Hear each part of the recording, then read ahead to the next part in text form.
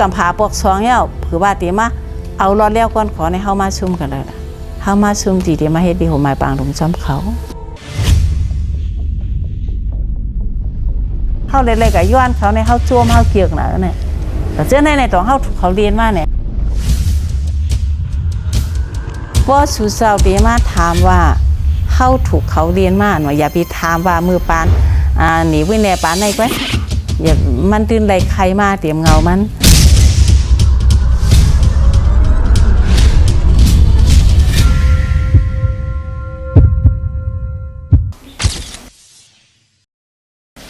เพราะนายเฮงก็ว่า47มาเป็นปางกลุ่มตั้งแต่วันที่3เฟบรุเป็นปางกลุ่มก่อนได้เป็นนั่นเฮงก็ปาก46มาร์ชเฮามีปางกลุ่มกันดีปางหลวงเฮาเป้าไหนก็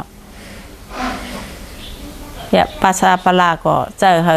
จุ่มนรวนเจาะรวนหนุ่มเมืองใต้เขาตั้งเป็นมายาปลาช่ำปีดุลายีจุ่มยาปลาล้างน้ำยาปลาในสารคัดปฏิทินข้อที่1ข้อที่2เมืองมานเมืองใต้พร้อมโฮมกันข้อที่3ชูเชเลตพออะไรเมืองมาเดี๋ยวให้ชูเชเลตในเป็นลักน้ำเขาอยู่เพราะว่าไหนก็ เขาต้องใกล้มาตั้งเป็นยาปลาก็ไปยานั่นเพราะว่าซื้อๆก็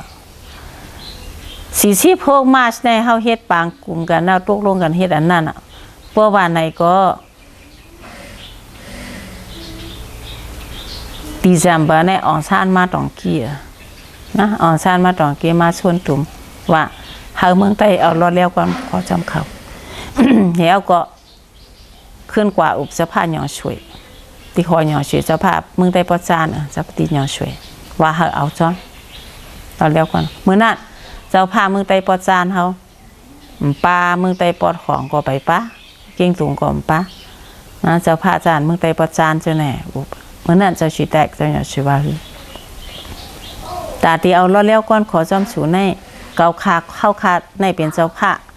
เมืองไต้ปอดจานหนอนอินก้อยห่ำเจ้าพาเมืองไต้ปัดปื้นก็เปิดอันห่ำจางตกลงปันสู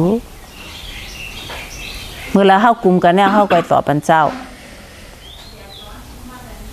อะไรก็อ่อนชานมือกว่าเมื่อพูกมาเจ้าผ้าช่วยก็จองห้องปลาจุ่มยาปลาเขาต้องรออันจ้องเขาเฮ็ดปางกลุ่มที่ขอหยอช่วย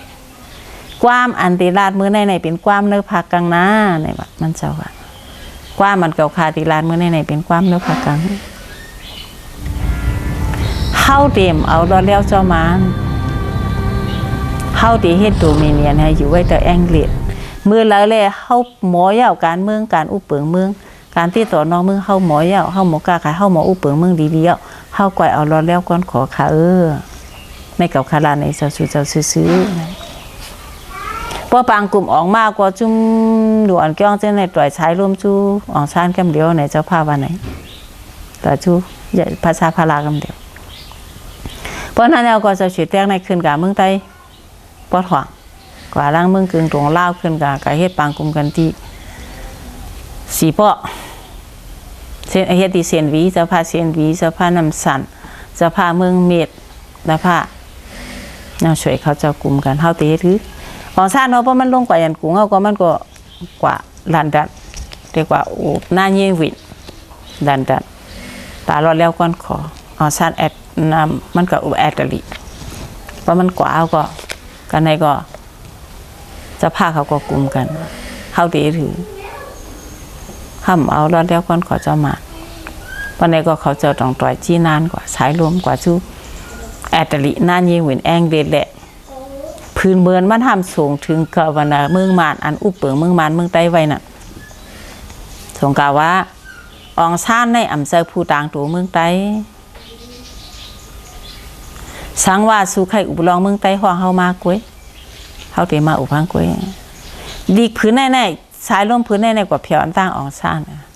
มือละแหละอองชานกว่าเพียวสายลมในถึงไว้อองชานเรากว่าย้อนเอาเรื่องเมืองใต้เนี่ยเรื่องเมืองสันร้อยเนี่ยแองเด็กก่อมพ่อตอบกันกาตอบกันมากพ่อห่มปันไหลมันก็ย้อนที่กะพอซูมมาเปิดด้วยแต่เขาก็พร้อมกว่า แองเลียดว่าเพราะเฮาติปันก็เฮาปล่อยให้ไหนมันไรเฮากาติไรตั้งกอมที่อันนึงมือถามกลางใจเขาว่าต้องเขาพร้อมอยู่จ้อมสูเต็มพร้อมอยู่เฮาสองไก่ปันเพราะว่าไหนเอาก็ของชาลำจางว่ามือพ่องนั่นชายร่วมอันเจ้าผ้าเขาต่อยกว่าที่แองเลียดนั่นลองว่าเจ้าผ้าเขาต่อยว่าคือไหนอูนูชัมหูอูนูในจองไก่ปล่อยอุเพคินอันเป็นจุมภาษาพระลาเขาอันยามเป็นดูอันจองเมืองใต้ยามอยู่รอยแรม2 ปีนั่นขึ้นมาตองกี้มาห้วยเอาจุมยาปลาเขาเจอในเอวก็เขาพิยาสันตาขวางมากน3-4ชีเพแต่มาก็ห้องเปล่ามีคนเสียปากว่าไปซ้อมติดเส้นทางตองกี้ลูกกาธิการไปมาสาใต้ตีคงสงลิกนั่นพอเพียวกันนั้นเอาก็อุเพขินในเลียนเขานั่นก็ต่อยฉายรวมชูตีแองเด็กขึ้นออกซาในเป็นตัวแตนเมืองใต้ดังโมเดลเนี่ยกวนอ่ำพร้อมในมีเจ้าผ้าเขาห้ามอีกเว้ยอันไหนก็จ่องเข้าถูกเล่น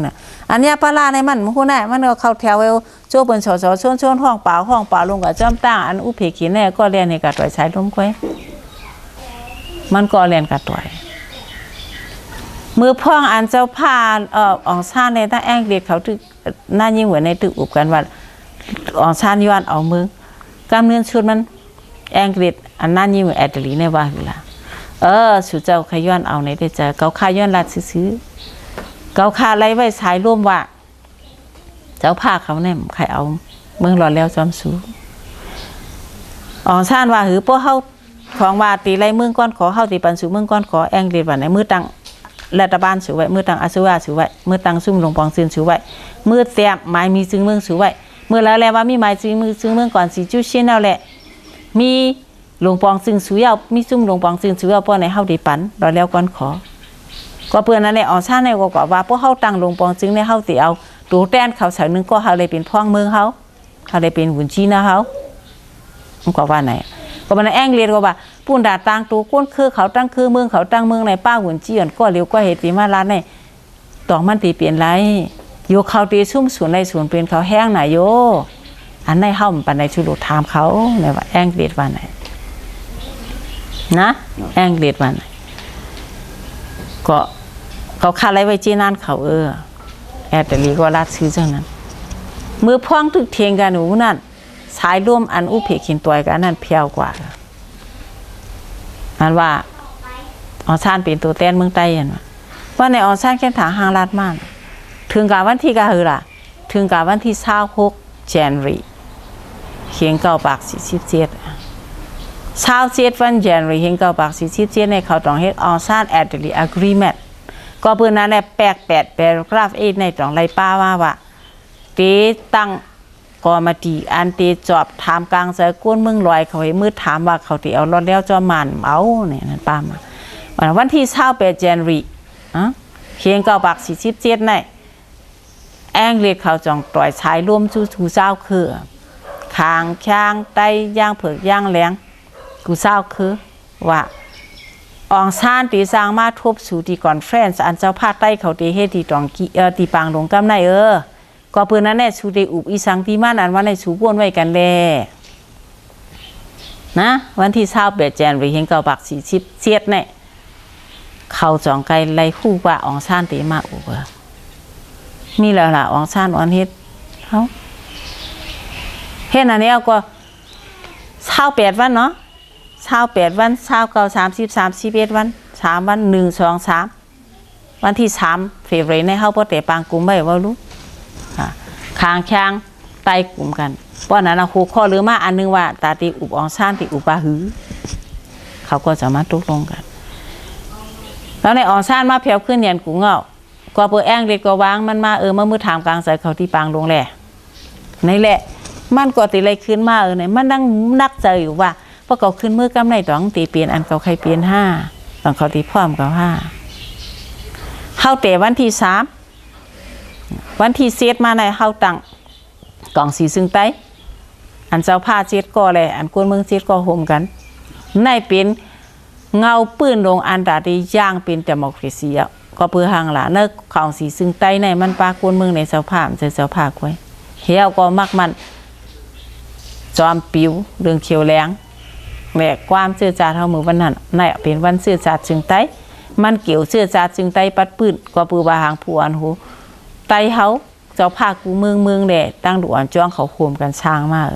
มันจะอลามไตกล้วยมันจะจอมปิวไตกล้วย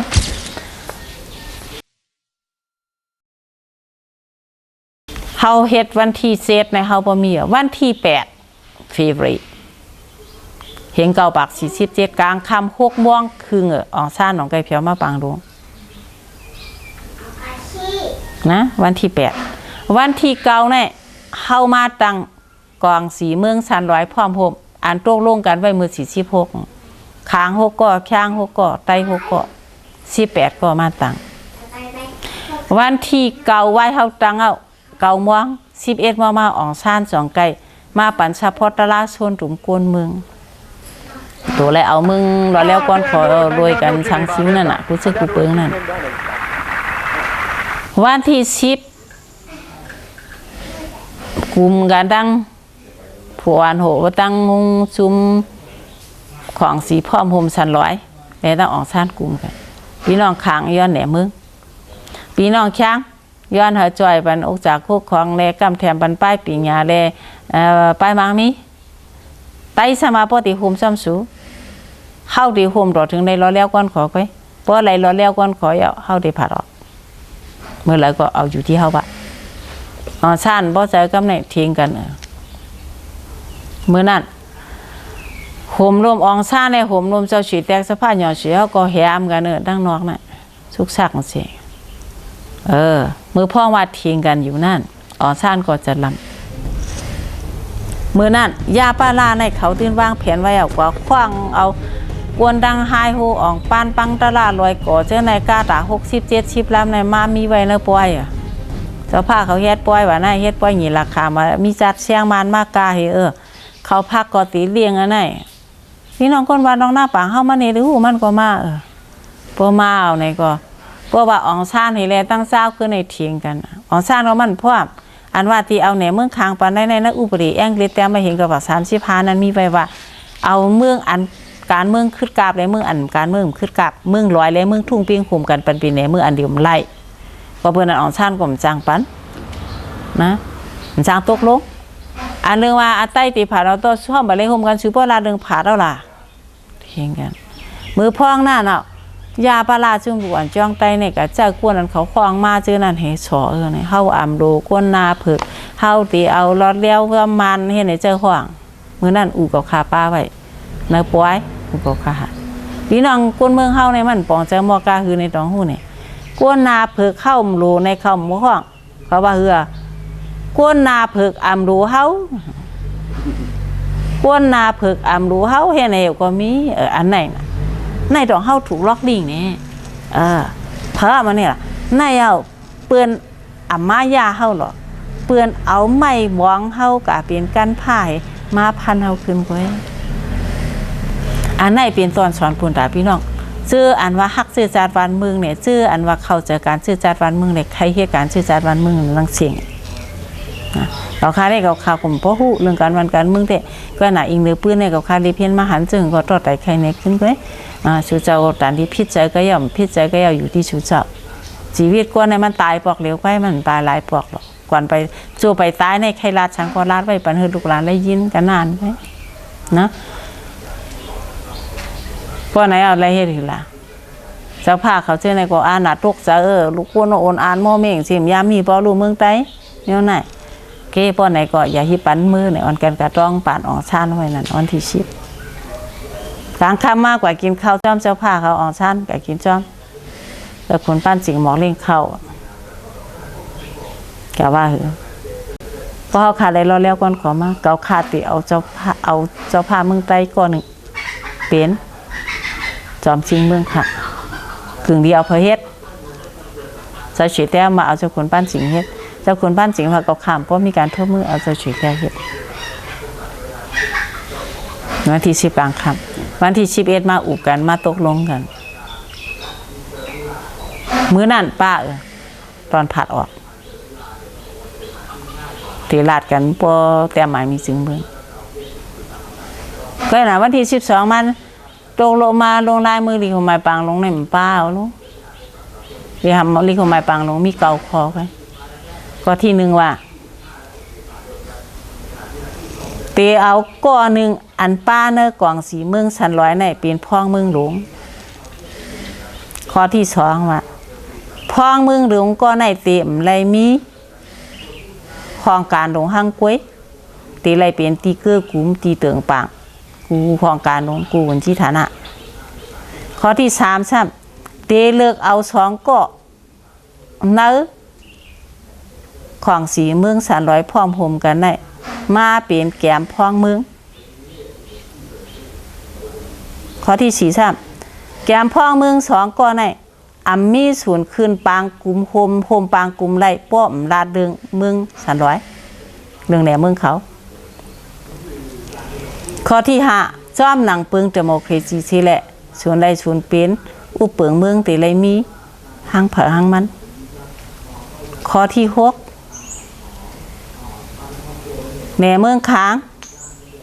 ตีอุบการแทงเรื่องใดปันในตีอุบการแทงที่ตีเฮ็ดปางกลุ่มตื้อสันหมายมีจึงเมืองข้อที่เจ็ดเงินเจ้าจ่ายเมืองใต้ในเต็มให้เลยลุดย่อมหรือสีปาดอังกฤษข้อที่แปดเมืองเงินเจ้าจ่ายเมืองในตีเอาจอยปันตากค้างได้แข้งข้อที่เก้าเงินเจ้าจ่ายอันเงินอันมานในใต้ถูกหนีกันนั่นเฮาพองเมืองแหลกแกมพองเมืองอันเลือกไว้เนอของสีเมืองสันร้อยพร้อมโฮมนั่นเดเพนทัดฉาลิโคไม้ปางลงในสุเจ้าอย่าไปลืมว่ามันจะขางแข้งไตเลมาดตกลงกันเจ้ามันเป็นของสีเมืองสันร้อยพร้อมโฮมแหละหลวงปองจึงเมืองมานตกลงกันค่ะอันไหนต่อถึงวันเมื่อไหร่เขาคาดด้วยค่ะในนักข่าวอันมานเตรียมเยาไตเตรียมก็เยาเผยเตรียมก็เยาว่าขางแข้งไตอะไรมานตกลงกันมันเจ้าขางแข้งไตแต่เจอเขาเจอต่างตัวขางแข้งไตเขาก็เขาต่างตัวของสีเมืองสันร้อยพ่อหมกตาวด้านปีดาวสู้กูซาปิวดอกระชินชินช่านี่ประมาสู้เอากูซาปิวดอผู้ช่วยเอาสังหารโชคสุธารสาโชคดีเป็นลงซาโชคพิบาลีนะอันในหลุดต้องไว้มันเจอว่าเป็นคางแข้งไตแหลมมันตกลงกันซะมันเป็นเมืองสองเมืองตกลงกันค่ะอย่าไปลืมนะวันมือเลี้ยวในเฮาเลยถามว่าโบโชอองซ่าในมาอ่อนเฮ็ดดีเขามาปางหลวงโบโชอองซ่าในเป็นปัวเมืองแม่เมืองหลวงเฮาไหน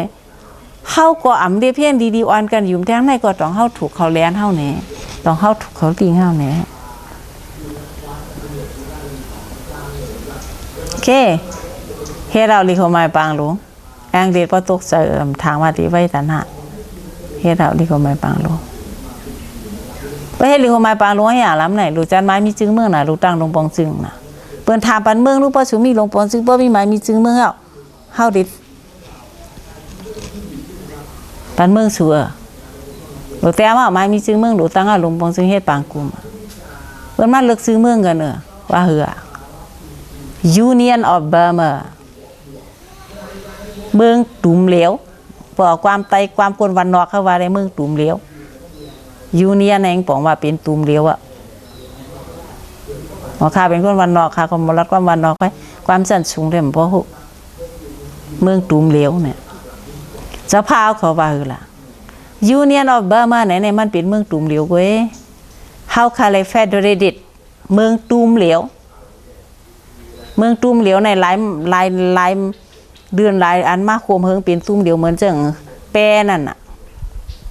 นะไม่หลายแล้วมาโคมกันเป็นตุ้มเหลียวพาอะไรเป็นเมืองตุ้มเหลียวของซ่านว่าคือล่ะความแองก็เลยแหนมไอเย่อย่าค่ะหรอเมื่อนามาเฮาที่ใจความมันรู้ปีดาวสู้อันว่าในมันจือเจ้าหนาวค่ะปีดาวเนี่ยอาลงก็สู้ซีท่าร้อนในงานรู้อดีเบย่าบาเร่สองจู้นั่นสภาพของในเขาอยู่มาเนื้อปานแองเกลียในเขาเขียนความแองเกลียความหมานความแองเกลียในคำเพราะความหมานในคำเพราะเขียนในก็ต้องเจอไล่ดีเนี่ยกาอะไรต้องลงบันว่าคือล่ะปีดาวซื่อมอย่ามาใน Union of Burma นะกำไหนว่าคือวันเมื่อไหนว่าคือล่ะยูเนียนออกมามันเป็นเมืองตุ่มเหลวรู้บ่ผ่าออกก็มันบ่ผ่าออกสิงก้องยอมสิงทำมาในต้องจัดช่างว่ามันเป็นเมืองตุ่มเหลวได้เฮาเอามาเฮาแก่ก็เฮาเอามารุ่นเผารุ่นมันไรรู้เขาเตรียมมือแต่ตั้งเฮงกับบัก47หมายมีจึงเมืองนั้นตื่นว่าเมืองตุ่มเหลวไว้ก็น่ะอันไหนต้องเฮาถูกเขาลิงมาเนี่ยแต่มาเอาไม้มีจึงเมืองกับแน่เจ้าพาเขาย้อนเฮาเลยเอาอันไหนเฮาได้สร้างเช่นนี้มาตรวจมาทัดด้วยก่อนว่าเฮาหลูค่าจะเฮาเจียวเลยรอแล้วอัตวางปีนึงรู้หลูเฮ็ดถึงไรรอแล้วก่อนขอไว้พอไรรอแล้วก่อนขอมาเมืองมีเนื้อมือเฮาได้เฮาใครแม่มือแล้วก็เฮาเม่นไรกาสุเจ้าจ้างหรือไม่จะเรียงในสั่งล่ะภายเฮาในของกวนเฮาคึงปานน้ำในพวกว่าเป็นเจ้ามานไว้เอาลูกจุมยาปาลาจังนั้นเจ้าผ้าเขาก็กะเลยพ่อแม่ก็หมายมีจึงเมื่อเห็นกับบัก47นั่นป้าเหือมือพ่องไปจันไม้มีจึงเมืองยาวเมื่อนาติจันไม้มีจึงเมืองนั้นแองเด็ดเขาก็จ้อมหลังเขาตกลงไว้นั่นเขาก็ปล่อยจุ่มอันมาดีเพียงกลางใจเขาไว้นั่นล่ะต้องเฮาติเอามึงเราแล้วก้อนขอจ้อมเขาเอานะมันนั่นอ๋อชันเพื่อนมาตังเอาซึ้งไว้ดีหมีมิวนั่นน่ะกูเจ้าคือก็มาตอบกันนั่นแหละเขาก็ตังชื่อให้มาถามกันน่ะเมื่อนั้น19วันอีพระเฮงเก้าปาก47อ๋อชานมากกินข้าวคำนั้นน่ะควางสีเมืองโฮมตุมชันร้อยเลี้ยงข้าวคำมันนะ Supreme Council of the United Hill People Dinner กันอ๋อชานว่าอยู่นะเฮาคาพร้อมโฮมมาจอมกันในลิโคไมปางลงเฮาค่ะใครเฮอว่าพร้อมย้อนลิโคไมปางลงก็เนื้ออกในเจอเฮาก็เฮาเรื่องดูพร้อมกันดูฮักกันเฮาต้องได้สร้างวันมึงจอมกันได้ยุ่มเกาค่าอย่าไปมีเกาค่าที่เช่นในสุเจ้าก็หน้าปันข้าวยามเกาค่า10 ปี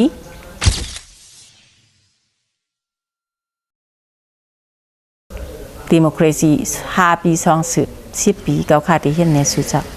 บ่ถึง10 ปีเอาแหละไต้ตึกไข่ผัดออกก็ได้ตึกเอามันลาดไว้แต่มื้อนั้นลูกในเผาคู่ล่ะ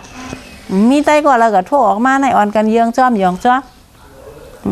ประมาณมาโจเฮ็ดอีสังก็แคมน่ะเพราะไต้เฮากันเฮ็ดได้แช่กันซ้อมกันสามุปูคาดกันจันกันตกไต้คือปูมันปูอยู่นะกวยมันจะไหนเพราะปูโตงคือเอาโตงจันลงเพราะโตงขึ้นที่รอดปากเฮาโตงจันลงวายมากกับแถวนะบ่พักเปิ้นมดจ้าลีน่ะไต้เป็นไต้คือปูมากเฮาเฮ็ดต่อลานี้มากเฮาเฮ็ดต่อลานี้อีกกูก้อยลูกอยู่ทางเผอทางมันเพิ่นเลยอยู่เนื้อเท้าเนื้อกอกดินเผอกอกดินมันเมื่อเฮาหันหน้ากันเฮาเพียวหวานพักเพิ่นเนาะบ่ได้เฮ็ดจังไหนที่ได้ตาปอเห็นล่ะโดเฮ็ดอ่ะเฮ็ดนั้นเฮาก็10 ปีอันวางออกมาเหมือนนั้นก้อยในสัญญาปางหลวงกรมเลยมีกำไรแลเรื่องหมายมีจึงเมืองในเจ้าพาเขาว่าเจ้า3ทุนนี่ออกชานตายกว่าก็เจ้าคุณเขียวเฮ็ดเจ้าสิแต่เขาเจ้าทุกย้อนติ๊กๆแหละต้องกะไรป้าเนยเฮงเก้าปาก47หมายมีจึงเมืองตอน10นั่นต้องไกลป้ามาตอนผัดขออันไหนแห้งไรๆไข่ในปื้นในก็เปิดถามมาว่าเฮาไรถูกเขาลิงแหลนมาเจิงหือมันจะมือว่ามือชื้นปีกายปีใน9 ปี10 ปี20 ปี30 ปีมาในก็มันจะเฮาเดินถูกเปิ้นเรียนเฮามาเต็มปานสืบปานอันวางอย่าไปลืมแล้วก็แล้วก่อนขอมานะเองก็ว่า48ได้รอดแก้วก่อนขอต่อถึง62เป็นดิโมคราซีเฮ็ดปางเลือกตำ2-3ปอกมากก็ยามลาดไหนอ่ะเหมือนปนมาในก็เฮายามเปมอกาหือจ้ะเฮาก็ชูมาตาสีเฮาก็ซึกมาซิมอานะเจ้าพาเขาก็มีมาซึกมาซิมอานะมาซึกซิมอานะในได้เผอก็ฮู้อยู่ยาวทุกค่าคานเจ้าเมืองเฮาก็เปิ้นบ่ว่าอย่างทรงตะบงเปิ้นลูกพื้นก็ฉีงก็เจน่ะบ่ลายบ่เล่นจังซี่หือสีเขียวสีเหลืองสีของสีเขียวเปิ้นห้องอย่างทรงตะบงว่าบ้านเขาห้องเฮาอย่างทรงตะบงเมื่อออกเคลื่อนมาแต่ว่าที่มาเหตุการณ์เจือจัดเพราะมาเผาทีในการเจือจัดเต้ๆมาเป็นการสูญตัวแบบเราแตกเมื่อแตกเขาแหมเมื่อแหมเขากลุ่มเข้าข้ามมาเนี่ยมันถูกเจอเปื้อนอ่ะเปื้อนชื่อเปื้อนมันถูกเจอเปื้อนอ่ะเปื้อนใครเข้าตายวันเฮียงเข้าก็มาแหมกันตายห้างกล้วยเขากวางก็เปื้อนได้เชียงก้นก็เปื้อนได้เชียงเขานำตั้งกินก็เปื้อนได้เชียงเพื่อนเปื้อนใครเข้าเงือเข้าของกันก็ห้ามเต็กเตียงกันปันชวนที่ปันปืนห้องเฮียน ป้อปืดป้อมีห้องเฮียนไผ่เผาแบดป้อมีโขไผ่เผาแบดเฮว่ากูมานมาบ่ะมึกผู้เล็กผู้ยามหานุเผาแบดห้องเฮียนมันจะเผาคนอันฮักเจอจานนั่นเอาเผาแบดห้องเฮียนว่าเผาแบดโคบ่ะกูมานมาบ่ะป้อมีห้องเฮียนว่ากูทอกล้านเยมาอยู่บ่ะเฮาเผาห้องเฮียนเพิ่นห้ามสอนล่ะเฮาห้ามสอนเฮาเผาห้องเฮียนมาเนาะเฮียงเฮาซ้ำเฮ็ดล่ะห้องเฮียนใต้มันมีทีละต่อถึงวันมื้อเดียวเมืองใต้เฮาในไรใจอยากจ้องหมุนเจ้าไว้ดูห้ามน้ำพวกเจ้าหมุนเจ้าเฮามีเฮาดำบ่ลิงกินดูตายก่อนมือพ่องดอเร็วเปิ้นก็อยู่เนื้อลาวเปิ้นอยู่เนื้อเกี่ยวตู้ตรงเปลี่ยนต้วยเฮาในตึกเตไปตั้งให้แลมสงที่การอยู่แน่ชุวนด้วยรู้เฮ็ดไหนเฮาก็ซุมมาโอเคเฮียง9ปาก88เมืองมาน้องในเป็นพื้นเป็นไผลูกเป็นไอ้เยเคียนลองกำพ่อลือหลังกำพาต่อถึงวันมื้อนั้นซึ่งมันก็เพราะว่าสิงมันก็ใครตึกเอาอะนะกูเตลามันก็ใครตึกเอานั่นสิหมามันก็ใครตึกเอาหมู่ดีจังก็เพื่อหาก็เปิ้นนี่เว้นก็มันก็มันตั้งปาร์ตี้มาแหละเนาะมันอ่านเอาปาร์ตี้มันเป็นปาร์ตี้เลียวเฮแป้แล้วมันก็ถามว่าสุใครอะไรปาร์ตี้เลียว5อะไรปาร์ตี้25นี่ก็มาแต่เป็นการลองอ่านมาอันลองเป็น8สิตัวในสุก็ที่คู่นำให้เฮาอยู่อันนี้ได้ก็โอเคกำไรคู่เดลาในสุไปยาวแฮง8สิตัวเป็นมาเมื่อพอนั้นมันก็แฮงโอเนอร์ซึกมานายอองซานซูจีก็แผ่วมาหลังขึ้นมา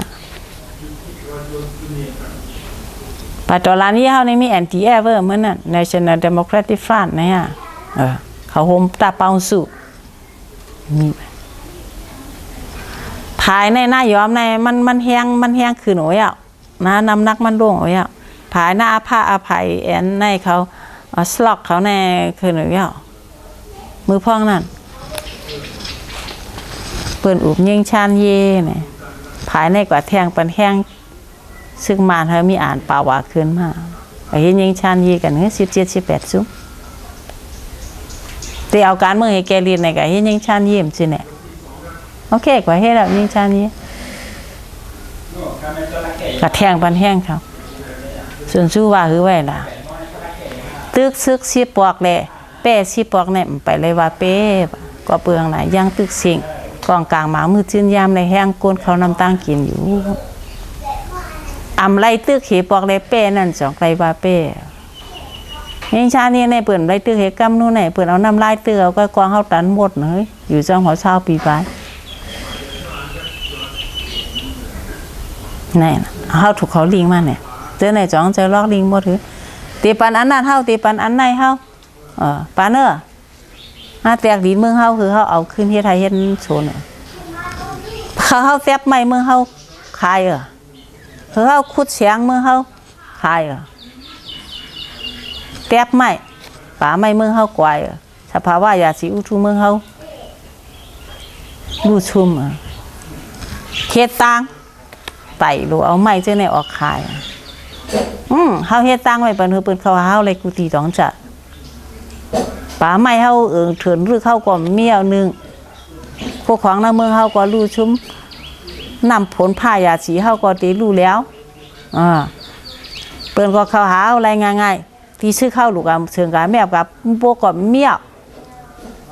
เปิ้นปันศูนย์เฮาว่าไหนเปิ้นปันอันไหนเฮ็ดไหนเฮาห้ามจ้วงมาจั่วมาไหนเปิ้นไปย้ายเฮาไปอยู่มังกล้วยอันน่ะของรักของเฮาน่ะเฮาเล็กๆก็ย้อนเขาในเฮาจ้วมเฮาเกียกน่ะนั่นน่ะแต่เจ้าในต้องเขาเรียนมาเนี่ยวันเมื่อในแนวกับแนวโอเคอยู่นะจำเขาเดียวการเมืองให้แก่ว่าการเมืองมันป่องสังเฮาความโหเปิ้นจานหมายมีจึงเมื่ออมิวตาหยีลาคันเปิ้นฮ้องก็คือเนื้อเฮาห้ามสูงก้นหมอกล้ามานก็คือเนื้อในป้องหมอกล้ามานก็ในกวงกว่าตกลงจอมเปิ้นว่าจำฮู้เรียกเพ่งกันตัวแล้วเนี่ยผู้ยินขาคู่ฮู้ลูกกาเนี่ยเฮากะโตลงก็ดีโตลงก็ดีเตเมื่อเฮาสูงโตแต้นกว่าคือนั้นเฮาป้าจะล้างไว้ว่าเฮากะโตลงเฮา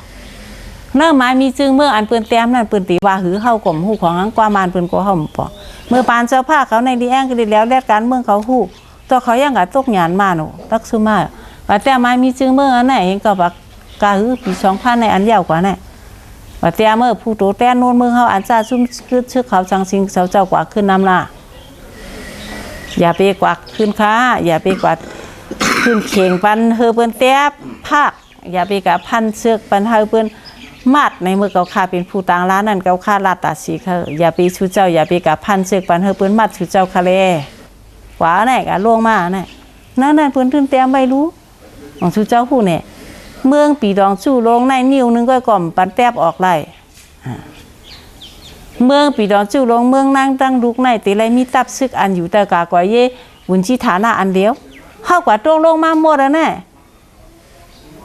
จะเฮากว่าคืนจอมรู้เฮากว่าป้ารู้เฮาป้าจื้อป้าเสียงป้ากวนเฮาฉงกว่ารู้เฮาคู่กอดีผู้กอดีเปิ้นว่าเฮาไหลจะจอมความจอมเอารู้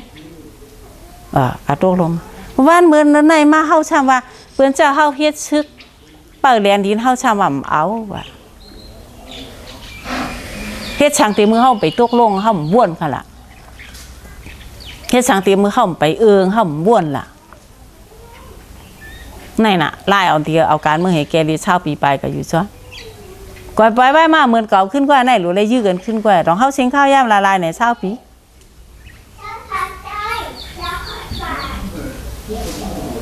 มักกว้างลง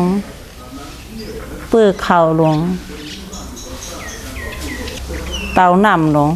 ห้อยแอวเฮแลร่วมใส่เนื้อยุ่มในลูกงายนะ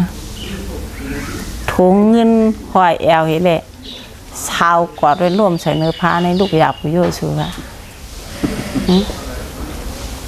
ตั้งลูกหยาบผมเฮ็ดเฮาเฮ็ดไปเฮามือเกาข้าเป็นผู้ตั้งร้านเกาข้าเตือนตาสิอย่าไปกะพันจึกปันเฮามัดชูเจ้าผู้ฮักเจ้าจ่าเฮาขาตั้งหลายอย่าไปกะขึ้นเนื้อเคียงเปื้อนปันเปื้อนพักเฮาขา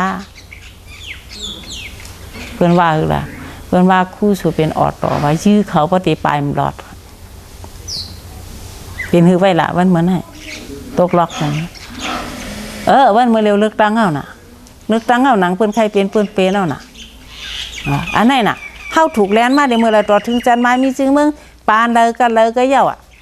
เฮาอ่ำคู่การเมืองเฮแล้วเฮาทำดีกว่าโครงการเมืองอันว่าในเฮาดีกว่าตกลงสังเฮาดีกว่าทิ้งสังแท้อันนี้เฮาก็รู้กันด้วยว่าเฮาทิ้งไรเนี่ยทิ้งไรเนี่ยเฮาตกลงไรเนี่ยตกลงไรเตรียมมือเฮงก็บาง48มาต่อถึงวันมื้อในได้เกาคาได้ตื่นหันว่าหมังไม่ตกมือลิงไว้ง่ายๆมาเลยเมื่อปานอูนูก็อูนูว่ามาเนาะ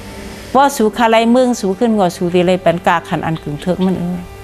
มีโดนลายยี่หลุยชินมีโดนไทยตานได้ตามปูไปมาย่ามาเพราะมีโดนดีได้เบย่ามาเลยไทยตานได้ตานพ่นวามอีชังล่ะ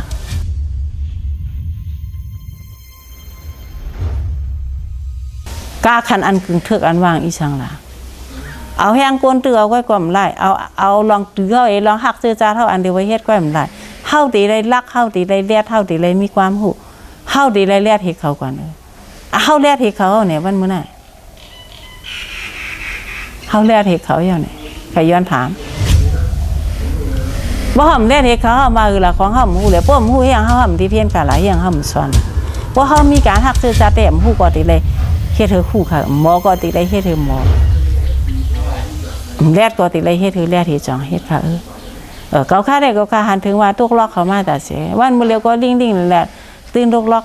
ไหว้เลือกตั้งเอาในเปื้อนเฮ็ดเอารู้ในน่ะปักเปื้อนอันชูเจ้าอันกันย้อนแฝดรังเปิ้นก็เฮ็ดเอารู้แฝดรังไม้มีจึงเมืองเปิ้นก็เปิ้นแต้มไว้รู้เฮาก็กว่าตกลงจอมรู้นะไม้มีจึงเมืองกันเซียนก็ริมเฮาเกี่ยวก็ริมเกี่ยวก็ริเฮาก็คืนเฮาก็กะได้จอมค่ะเฮาก็ตกลงจอมรู้บ่ห่มจอมตั้งพี่อยู่ที่เฮาน่ะวันเมื่อไหร่ชูเจ้าเตว่าคือล่ะเฮาความรู้อันนั้นพระเจ้าสุก็คืนจอมล่ะชุมพ่อบ่ได้เปิ้นว่าคือล่ะมึกพร้อมก็เป็นเขาพร้อมค่ะรู้ตอนเดียวเขาว่าคำเอาแน่แฟดราในว่าสิมีรู้7สิงเมืองเฮแล8เตื้องเปิ้นเฮ็ดไว้เอาน่ะ1จึงเมืองแต่ได้มีกระทรวงอีหยังได้มีหุ่นที่ฐานะอีหยังละลายแต่มีของการอีหยังละลายเปิ้นเฮ็ดเอารู้ปักเปิ้นโดเลยเฮ็ดก็เปิ้นเฮ็ดเอารู้ว่าเปิ้นเอากวนเปิ้นเฉิงมั่วๆเอารู้เฮาห้ามติก็ทิ้งอีจังล่ะเฮาเป็นคนก็ตกลงมาจอมนะเมื่อเตรียมหมายมีจึงเมืองอเมริกานี่ล่ะคันเฮาก็เป็นคนก็ขึ้นจอมเฮาก็เป็นคนก็ตกลงจอมเฮาก็เป็นคนก็จอมอันมื้อเร็วช่ำว่าเอาไว้เอาอันไหนพอสิถามว่าตกล็อกเปิ้นคือมาเนี่ยมันตกล็อกมาหึงหน่อยเอาวะลูกหลานเขาเตหรือแก่ล่ะอันว่างเกาคากลมฮู้ก็เปืองเกาคากลมเจอคนให้การวันกันเมืองใต้แหนมคาไลในคาไลก็ใครเอากลมใจค่ะลูกนะ